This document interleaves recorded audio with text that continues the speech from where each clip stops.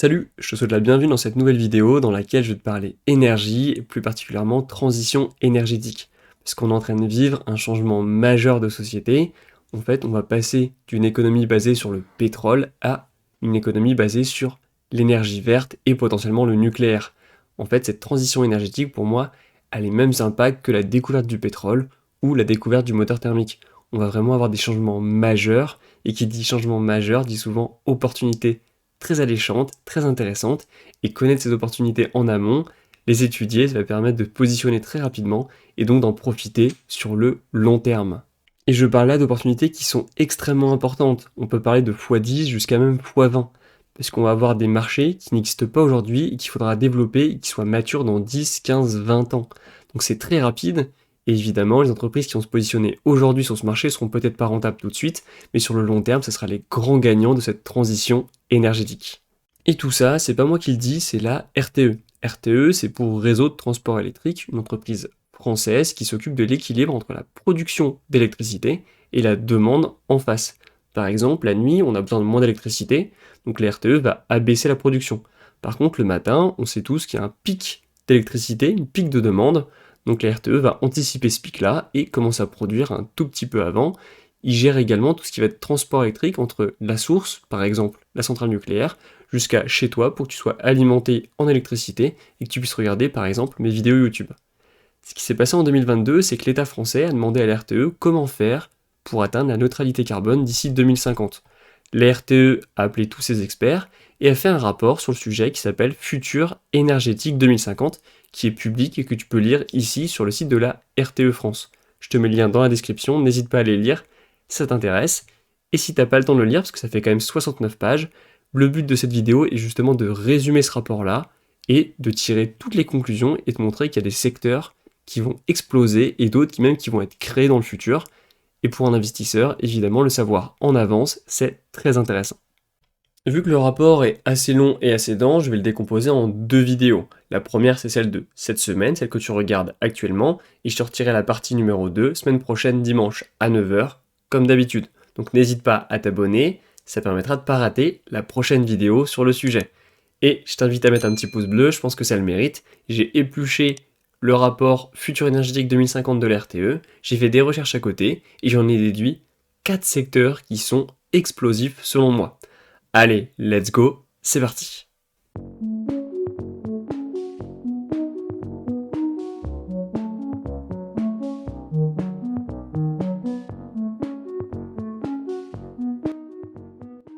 Si tu ne vis pas dans une grotte, tu sais très bien qu'un des problèmes majeurs aujourd'hui de l'humanité, c'est le dérèglement climatique. Pour y faire face, la quasi-totalité des États du monde ont décidé d'atteindre la neutralité carbone dans le futur, ce qui permettrait donc d'enrayer ce dérèglement climatique. Le problème, c'est justement ce futur. Tous les pays ne sont pas d'accord et chacun a une date, en tout cas un objectif. Pour la France, c'est 2050, comme la plupart des pays de l'Union européenne, les États-Unis, le Canada, le Mexique et la plupart des pays d'Amérique du Sud. Pour la Chine, par exemple, c'est 2060, donc 10 ans plus tard. Il y a d'autres pays qui sont un peu plus en avance, en tout cas qui ont un objectif beaucoup plus en avance que la France, comme par exemple la Suède qui vise quant à elle 5 ans plus tôt, 2045. Donc on voit que tous les pays déjà sont d'accord sur le fait d'agir. Maintenant, il va falloir vraiment mettre en place des actions, parce que même en 2050, il nous reste un peu moins de 30 ans. C'est très compliqué, sachant qu'aujourd'hui, l'économie est majoritairement drivée par le pétrole, et même encore un petit peu par le charbon. Et tout ça, évidemment, ça pollue, donc il faudra mettre tout ça à la poubelle, et remplacer ces sources d'énergie par autre chose, ce qui est évidemment pas simple du tout. Dans la suite de la vidéo, je te parlerai uniquement du cas français, puisque je vais te résumer le rapport de la RTE qui explique comment la France va passer à zéro carbone d'ici 2050. Il y aura également des comparaisons avec d'autres pays européens comme l'Allemagne, le Royaume-Uni ou l'Italie. Avant de savoir ce qu'il faut faire pour atteindre la neutralité carbone en 2050, regardons où en est la France aujourd'hui. Déjà, au niveau production d'électricité, la France produit 70% de son électricité via des centrales nucléaires, quasiment 70%, en 2020 on était à 67,1%. Ça déjà, c'est inédit au niveau international. La France est un petit peu un ovni là-dessus, puisqu'il n'y a aucun autre pays qui produit en proportion autant d'électricité via ses centrales nucléaires. Il y en a 56 qui sont répartis sur le territoire français.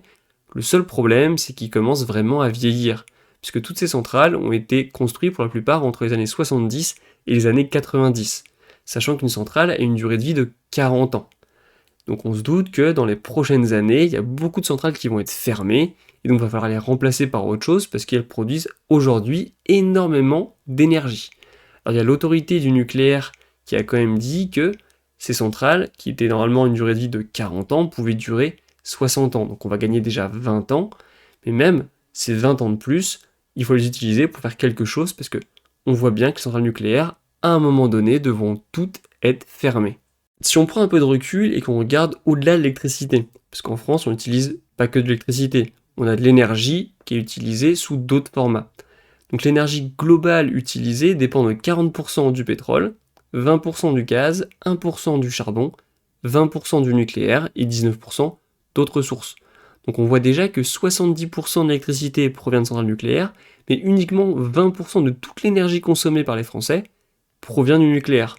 En fait, oui, tu as besoin de te déplacer, donc tu utilises ta voiture, ou tu utilises le bus, pour ça on a besoin de pétrole. Tu as besoin de te chauffer, donc si c'est pas de l'électricité, c'est potentiellement du gaz ou du fuel qui provient de pétrole ou de gaz, et on produit encore un tout petit peu d'électricité qui vient du charbon grâce à des centrales à charbon qu'on possède encore en France.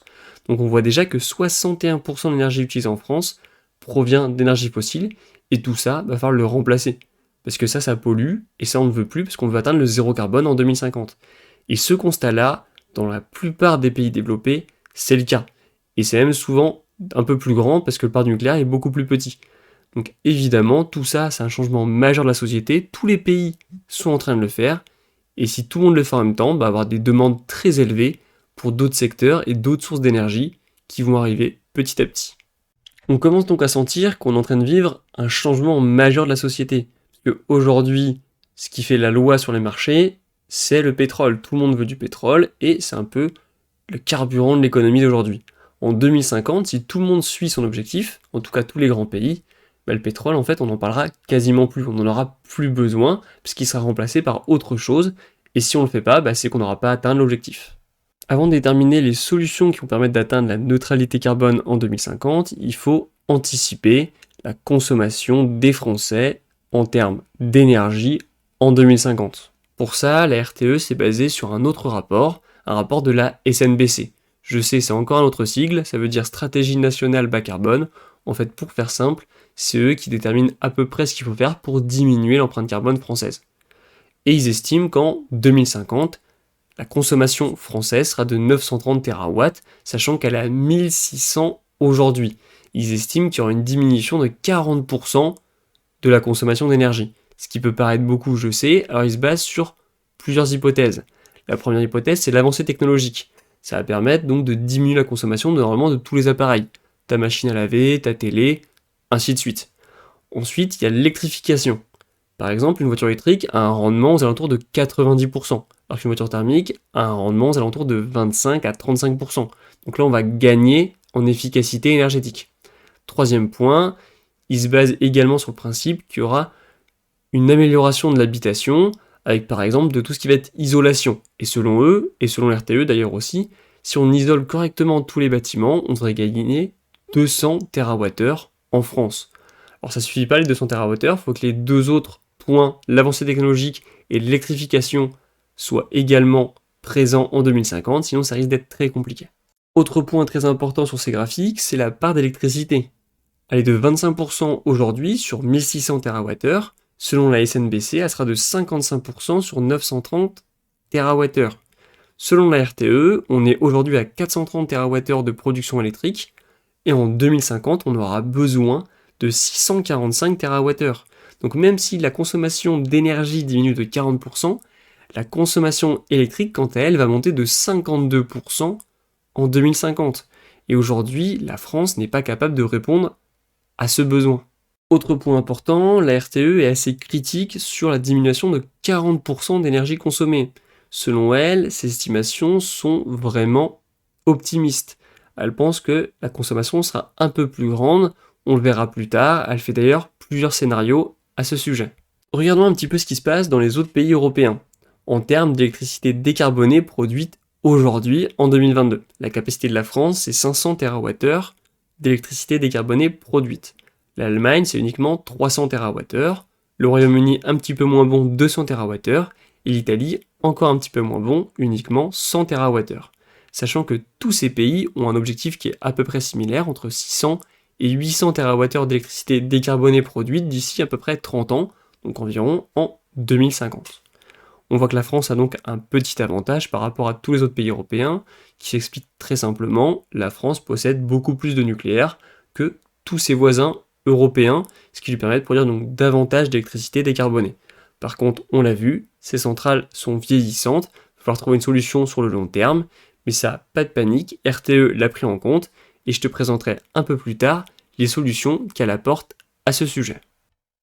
La RTE a estimé qu'en 2050, les Français consommeront 645 TWh d'électricité. Mais ils ne se sont pas arrêtés là. Déjà, ils ont fait une petite répartition des 645 TWh. Ça nous permet d'avoir une estimation d'où ira la consommation électrique. Ça sera 180 TWh pour l'industrie, 134 TWh pour les résidences, 113 TWh pour tout ce qui va être dans le domaine tertiaire, 99 TWh pour le transport et 50 TWh pour la production d'hydrogène vert. 645 TWh, c'est évidemment une estimation avec plusieurs hypothèses. Donc ce qu'a fait la RTE, c'est qu'ils ont fait plusieurs scénarios en faisant varier ces hypothèses. Un des scénarios qu'ils ont nommé sobriété, c'est un scénario dans lequel on va faire plus d'économies d'énergie, avec davantage d'avancées technologiques qui permettent donc de consommer encore moins d'énergie dans le futur. On se souvient, la SNBC avait prévu qu'en 2050, on consomme 40% d'énergie en moins qu'aujourd'hui. La RTE estime que si on fait d'autres hypothèses, on pourrait même aller encore plus loin et consommer uniquement 555 TWh, donc 90 de moins que la référence qui est de 645 TWh. Dans ce cas-là, on consommera 20 TWh en moins dans l'industrie, 23 en moins dans tout ce qui est résidentiel, 18 en moins dans tout ce qui est tertiaire, 22 en moins dans le transport et 3 en moins dans l'hydrogène. On voit que les principaux sont les résidences, et évidemment ça va être l'isolation qui va jouer, et le transport avec l'efficacité des véhicules électriques. A l'opposé, la RTE a émis un autre scénario qu'ils ont appelé la réindustrialisation de la France. Dans ce cas-là, ils estiment que l'industrie repasserait à peu près entre 10 et 13% du PIB français. Alors on est loin de ce qui s'est passé en 1990, où l'industrie était majoritaire quasiment dans le PIB français. Là, ça serait juste une augmentation de l'industrie en France, et évidemment, cette industrie va consommer de l'énergie, et de l'énergie propre, donc de l'électricité pour la plupart, ou de l'hydrogène. Donc on voit qu'on passera à 752 TWh, donc plus 107 TWh par rapport à la référence, et c'est majoritairement dû à l'industrie, plus 59 TWh, et à l'hydrogène, plus 37 TWh, parce que l'industrie aura besoin d'électricité et de gaz pour fonctionner, et le gaz, faut trouver du gaz vert, et le gaz vert, actuellement, ce qui est le plus prometteur, c'est l'hydrogène vert. On a ici les trois scénarios principaux émis par la RTE. On a la référence, ce qu'il faut viser pour la France en termes de production, vu que ce sera la consommation estimée sur la RTE de 645 TWh. On a la sobriété, selon elle, si on fait des économies d'énergie, on pourrait tendre vers un minimum à 555 TWh. Et si on a une réindustrialisation, le maximum, selon elle, serait de 752 TWh. Ils ne se sont pas arrêtés là, parce que évidemment c'est des estimations, ils ont pris en compte d'autres hypothèses, et fait encore d'autres scénarios. Je ne vais pas tous te les présenter, je vais t'en présenter uniquement deux qui me semblent extrêmement intéressants. Le quatrième scénario émis par la RTE, c'est l'électrification plus.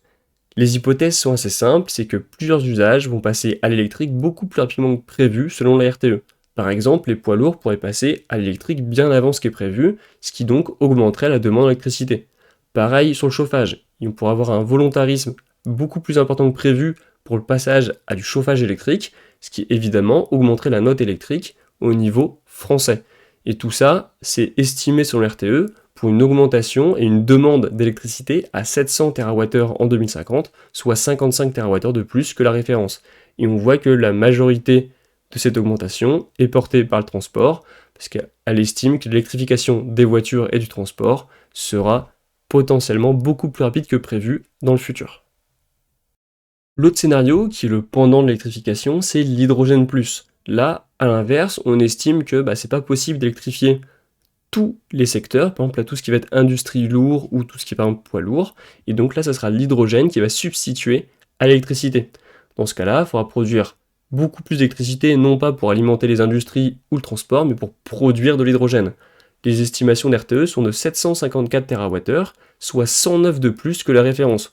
on voit que c'est le scénario qui consomme le plus d'électricité sur tous ceux que j'ai cités jusqu'à maintenant. Et on voit que l'industrie consommera un petit peu moins d'électricité, mais consommera à la place plus d'hydrogène. Et on voit donc, on va avoir plus 121 TWh de production d'hydrogène vert pour ce scénario. Je n'ai pas présenté toutes les trajectoires de consommation à l'horizon 2050 présentées par l'RTE. En fait, il en manque deux que j'ai pas présentées, la moindre électrification et l'efficacité énergétique réduite, qui sont deux autres scénarios possibles. Tu peux aller les voir soit en téléchargeant le rapport, c'est totalement gratuit, soit en faisant pause sur la vidéo et en lisant les deux scénarios que j'ai pas présentés ici. Ce qui est intéressant à faire, c'est de comparer tout ça par rapport à la consommation électrique d'aujourd'hui. Elle est de 430 TWh selon la RTE, et donc, par rapport à la référence, ça serait une augmentation de 50% de la consommation électrique. Pour la sobriété, on se souvient, c'est le scénario qui est le plus optimiste, ça serait quand même une augmentation de 30% de la consommation électrique. C'est 75% pour la réindustrialisation, 63% pour l'électrification plus, et 75% pour l'hydrogène plus. Donc on voit que même dans le meilleur des cas, la sobriété, dans lequel on consomme beaucoup moins d'électricité, et ben on a quand même une augmentation de 30% par rapport à aujourd'hui. Et pour pas te mentir, la sobriété, j'y crois moyen. Je pense qu'on sera plus dans soit la référence, soit un petit peu plus élevé, comme l'électrification par exemple. Donc il faudrait augmenter de plus de 50% la production d'électricité en France si on veut atteindre la demande. Et quand on regarde au niveau des secteurs, on va voir l'industrie qui va un petit peu augmenter, mais c'est surtout le transport qui va être beaucoup plus gourmand en électricité, et l'hydrogène, sachant qu'aujourd'hui l'hydrogène, on est quasiment à zéro production d'hydrogène depuis l'électricité. Avant de continuer à te présenter le rapport de la RTE, tu verras il y a encore plein de choses qui sont super intéressantes, surtout si tu veux investir dans le secteur de la transition énergétique. On peut conclure déjà sur deux premiers secteurs qui vont être à très forte demande dans le futur. Le premier secteur, c'est les voitures électriques. Je pense que tu t'en doutais, mais là on a vu que la consommation électrique dans le domaine du transport va exploser tout simplement parce qu'en fait il y en aura beaucoup plus. Et aujourd'hui, tu vas voir, il n'y en a pas tellement. Déjà, premier point, l'Union européenne a interdit à partir de 2035 la vente de voitures neuves à moteur thermique. C'est-à-dire qu'en 2035, toutes les voitures neuves devront être soit électriques, soit hydrogène, enfin en tout cas devront être à basse émission de carbone. En 2021, pour information, il y avait 66 millions de voitures qui ont été vendues dans le monde. Et sur ces 66 millions, il y en a uniquement 6,6 qui étaient électriques. Donc on voit qu'il y a uniquement 10% aujourd'hui de ventes électriques, ce qui est déjà pas mal par rapport à quelques années, mais il va falloir multiplier ce chiffre par 10 pour atteindre le nombre de voitures complètes vendues dans le monde, qu'elles soient toutes électriques. Et donc on va avoir un secteur qui peut potentiellement monter de 1000%, faire un x10 sur à peu près 10, 15, 20 ans, et ça, évidemment pour l'investisseur, c'est très bon à savoir en amont. On parle de voitures électriques, tu penses tout de suite par exemple à Tesla. On pense tout de suite aux constructeurs de voitures électriques. Alors déjà, il n'y a pas que Tesla, il y a d'autres constructeurs. D'ailleurs, la plupart des constructeurs de voitures thermiques sont passés à la construction de voitures électriques.